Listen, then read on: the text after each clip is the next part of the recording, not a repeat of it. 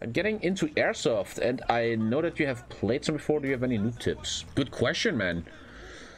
First of all, get a good weapon so that when you shoot someone, your bullet just doesn't drop after 10 meters. Important. It's important in real life close quarter combat, like in airsoft, to be very calm. Like in a weird way, you know, online they say camping is campers or pussies, but in real life you have to camp a lot.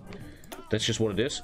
And finally, think about angles. Don't. Let's say this border of my camera here. This border is a wall, right? And this is your M4 soft air rifle. You have to think about angles. You can't be around a wall and be like this, right? Oh, look, he sees your M4. You have to always keep your weapon close to you so no one sees you around the corner. You know, because if you do this, ha! He knows you're coming.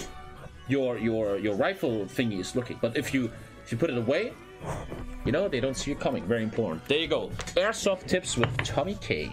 What's the thing with airsoft and Tommy? I used to be big into airsoft, man.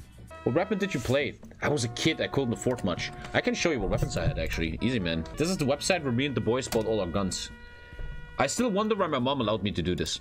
I would like save money for 1 year until I had 50 euros and then I would buy a weapon here. This was my life as a kid, man.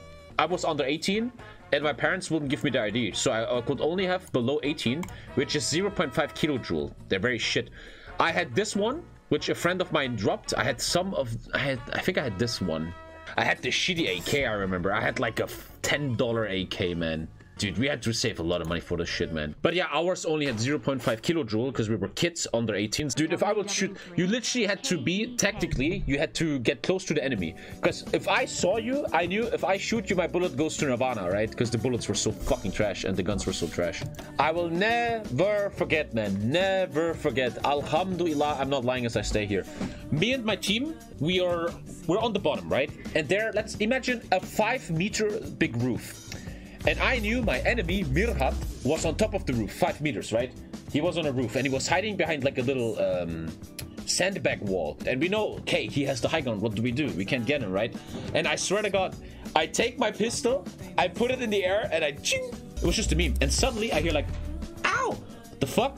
And Mirhat stands up, bro, how did you hit me? I'm like, what the fuck? Dude, I shot in the air and it fell down and he was like, it fell into his eye. I fucking hit him. I'll never forget that, man. That was the day I cheated in real life, man. And I'm like, dude, that counts. You're fucking dead, right? But in real life, bullets don't go. I don't care. I hit you. You lost. I think nowadays I wouldn't do airsoft anymore because it's too try-hardy. The people there are too try-hard. They bitch a lot and stuff. But I always had fun.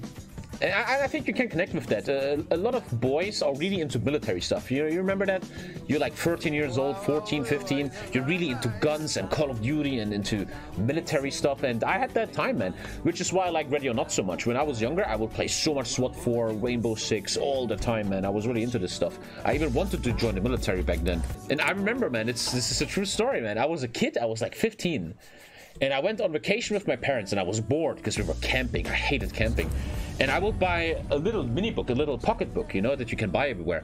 And I would literally write my own close quarter battle book. It's kind of funny, but also very cringe. I'm a little 15-year-old boy.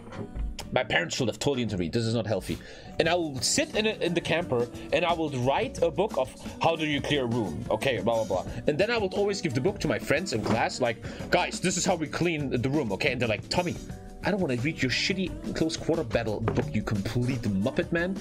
Like, you know, in school you have this book, in the homework book in Germany. It's the book where you always write everything down, and it's where the teacher is like, oh, today he didn't behave well. You know what I mean?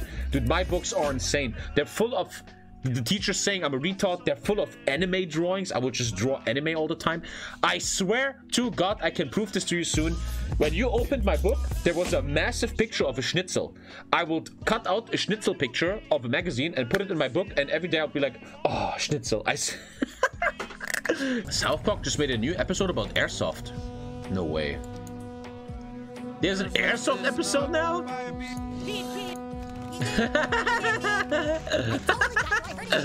I gotta watch that, man. I think I can watch this for Team Series.